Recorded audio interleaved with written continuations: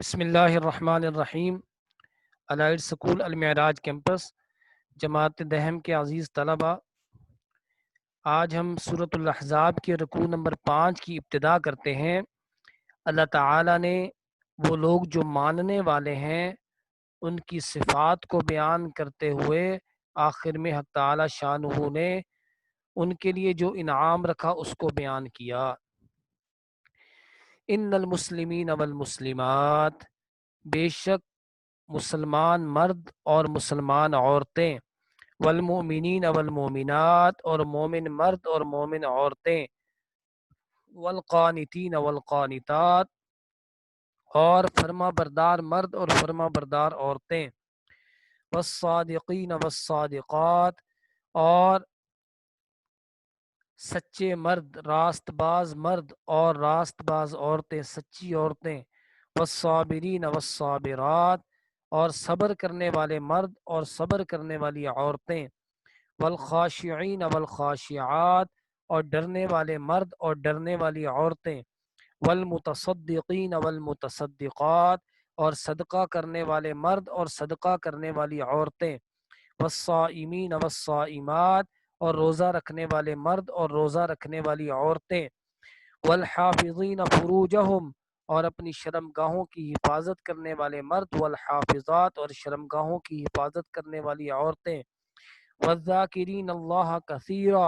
اور اللہ تعالیٰ کا کثرت سے ذکر کرنے والے مرد اور اللہ تعالیٰ کا کثرت سے ذکر کرنے والی عورتیں، والذاکرات، اعد اللہ لہم، اللہ تعالیٰ نے ان کے لیے تیار کر رکھا ہے، مغفرتاً بخشش، و اجراً عظیما، اور بہت بڑا اجر۔ با محاورہ ترجمہ دیکھیے، بے شک مسلمان مرد اور مسلمان عورتیں، اور مومن مرد اور مومن عورتیں، اور فرما بردار مرد اور فرما بردار عورتیں، اور سچے مرد اور سچی عورتیں، صبر کرنے والے مرد اور صبر کرنے والی عورتیں، اور ڈرنے والے مرد اور ڈرنے والی عورتیں، اور صدقہ کرنے والے مرد اور صدقہ کرنے والی عورتیں، اور روزہ رکھنے والے مرد اور روزہ رکھنے والی عورتیں، اور اپنی شرمگاہوں کی حفاظت کرنے والے مرد اور اپنی شرمگاہوں کی حفاظت کرنے والی عورتیں، اور کثرت سے ذکر کرنے والے مرد اور کثرت سے ذکر کرنے والی عورتیں۔ اللہ تعالیٰ نے ان کے لیے بخشش اور بہت بڑا اجر تیار کر رکھا ہے۔ آگے اللہ تعالیٰ نے آیت نمبر 36 کے اندر ایک اصول کو بیان کر دیا کہ کوئی بھی مومن یا مومن مرد ہو یا عورت ہو، اس کے پاس کسی قسم کا کوئی اختیار نہیں ہوتا جب اللہ اور اس کا رسول اس کے لیے فیصلہ کر دے، اور جو اس کے خلاف جائے گا فیصلے کے، وہ سیدھے راستے سے گمراہ ہو چکا، اللہ تعالیٰ کی ناراضگی میں آ چکا۔ دیکھیے، وما کان لمؤمن، اور نہیں ہے کسی مومن مرد کے لیے، ولا مؤمنۃ، اور نہ کسی مومن عورت کے لیے، اذا قضى اللہ ورسولہ، جب اللہ تعالیٰ فیصلہ کر دے اور اس کا رسول فیصلہ کر دے، امرن، کسی بھی معاملے میں، ان یکون لہم الخیرۃ من امرہم، کہ ان میں کوئی اپنا اختیار رکھیں، اس معاملے کے اندر کسی بھی قسم کا کوئی اختیار رکھیں، اختیار ہے ہی نہیں۔ ومن یعص اللہ ورسولہ، اور جو اللہ تعالیٰ کی نافرمانی کرے گا اور اس کے رسول کی نافرمانی کرے گا، فقد ضل ضلالا مبینا، یقیناً وہ کھلی گمراہی میں جا پڑا۔ با محاورہ ترجمہ دیکھیے، اور کسی مومن مرد اور مومن عورت کو یہ حق نہیں جب اللہ اور اس کا رسول کسی معاملے میں فیصلہ کر دیں، اس میں کوئی اختیار سمجھیں،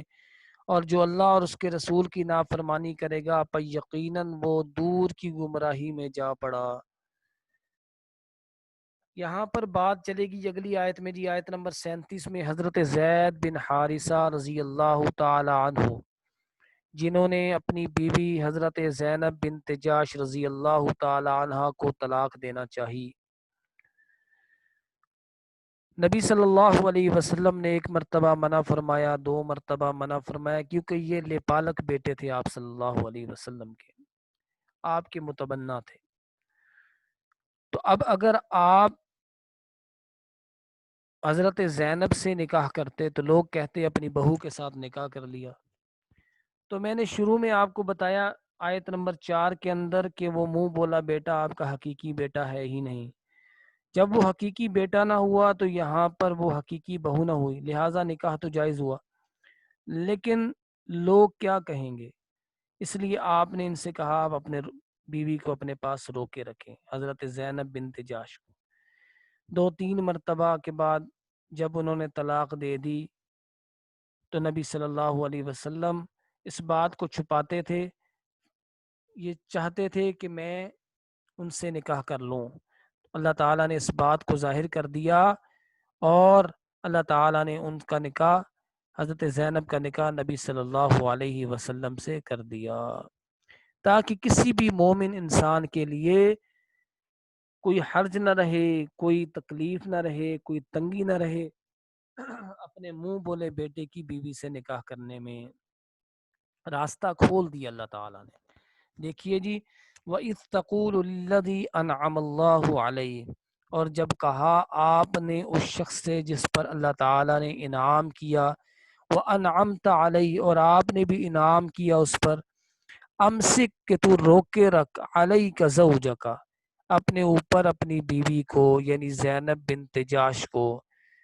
انعام کیا اس پر، اس سے مراد حضرت زید بن حارثہ رضی اللہ تعالیٰ عنہ ہے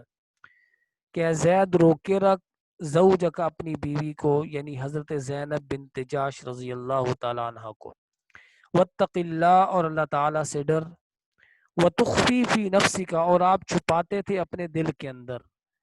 یعنی کہ آپ چاہتے تھے کہ میں نکاح کروں اس سے،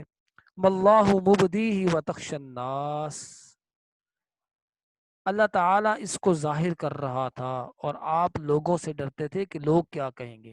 تو اللہ تعالیٰ نے فرمایا واللہ احق ان تخشى، اور اللہ تعالیٰ زیادہ حقدار ہے کہ اس سے ڈرا جائے۔ فلما قضا زید منہا،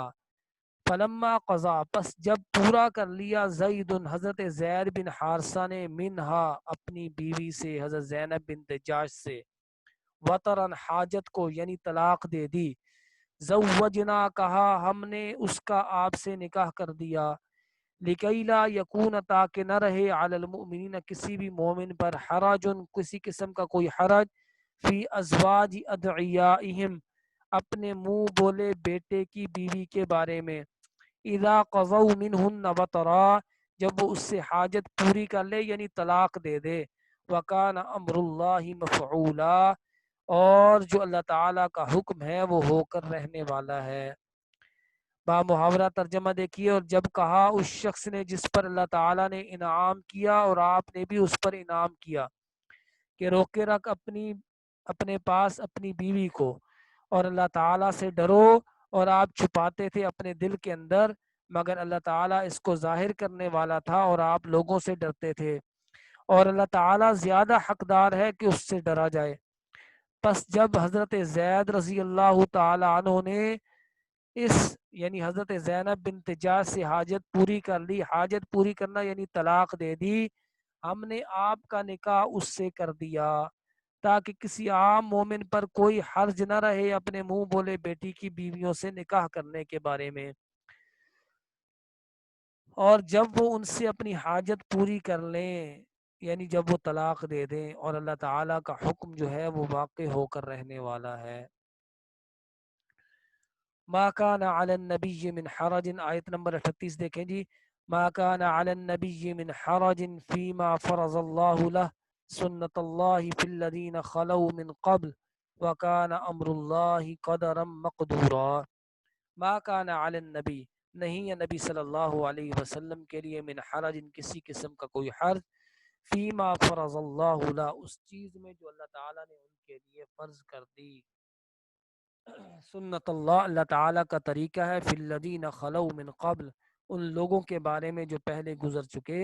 وکان امر اللہ قدرا مقدورا، اور اللہ تعالیٰ کا حکم، اللہ تعالیٰ کا امر اندازے سے پورا ہوا ہے۔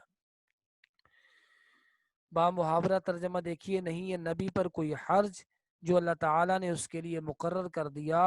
جو لوگ پہلے گزر چکے ان میں بھی اللہ تعالیٰ کا یہی دستور تھا، اور اللہ تعالیٰ کا حکم اندازے سے مقرر ہو چکا ہے، یعنی اللہ تعالیٰ کا حکم ٹھہر چکا ہے۔ آیت نمبر 39 دیکھیں، الذین یبلغون رسالات اللہ وَيَخْشَوْنَهُ وَلَا يَخْشَوْنَ أَحَدًا إِلَّا اللَّهَ وَكَفَى بِاللَّهِ حَسِيبًا۔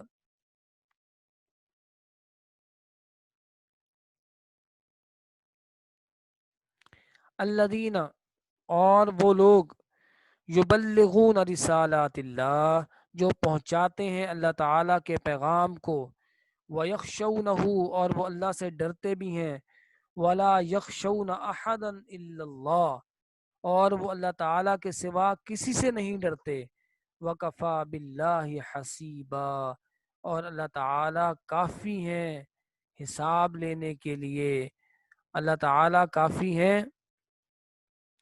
حساب لینے کے لیے۔ با محاورہ ترجمہ دیکھیے، وہ لوگ جو اللہ تعالیٰ کا پیغام پہنچاتے ہیں اور اس سے ڈرتے ہیں اور اللہ کے سوا کسی سے نہیں ڈرتے، اور اللہ تعالیٰ کافی ہے حساب لینے کے لیے۔ سورۃ الاحزاب کی آیت نمبر 40، یہ عقیدہ ختم نبوت کو بیان کرتی ہے۔ جی، عقیدہ ختم نبوت بنیادی عقیدہ ہے مسلمان رہنے کے لیے۔ جو انسان عقیدہ ختم نبوت سے نکلتا ہے وہ ایمان سے نکل جاتا ہے۔ تو اس کے اندر اللہ تعالیٰ نے فرمایا کہ ما کان محمد ابا احد من رجالکم ولکن رسول اللہ وخاتم النبیین وکان اللہ بکل شیء علیما۔ نہیں ہے محمد صلی اللہ علیہ وسلم تم مردوں میں سے کسی ایک کے بھی باپ، ولیکن رسول اللہ، لیکن اللہ تعالیٰ کے رسول ہیں، وخاتم النبیین، اور نبیوں کو ختم کرنے والے ہیں، یعنی آخری نبی ہیں، وکان اللہ بکل شیء علیما، اور اللہ تعالیٰ ہر چیز سے خوب واقف ہے، اللہ تعالیٰ ہر چیز کو خوب جاننے والا ہے۔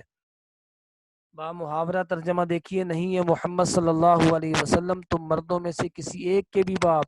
اور لیکن اللہ تعالیٰ کے رسول اور آخری نبی ہیں، اور اللہ تعالیٰ ہر چیز سے خوب واقف ہے۔